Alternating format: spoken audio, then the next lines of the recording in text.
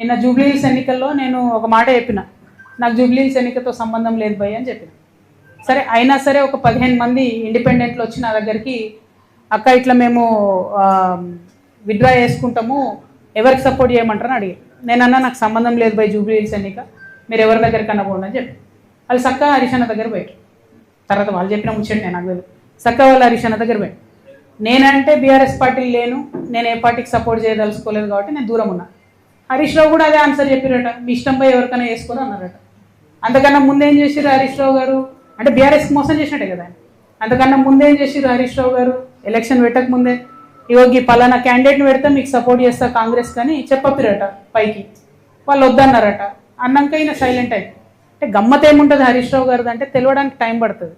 ఎందుకంటే ఇవాళ వారి అన్ఫార్చునేట్ వారి తండ్రి గారు చనిపోయినారు. అయితే వారు లోపల ఉన్నారు ఇంట్లో. అక్కడి నుంచి కూడా ఎలక్షన్ అవుతున్న సమయంలో టెలికాన్ఫరెన్స్లు అవి పెట్టి మాట్లాడారు.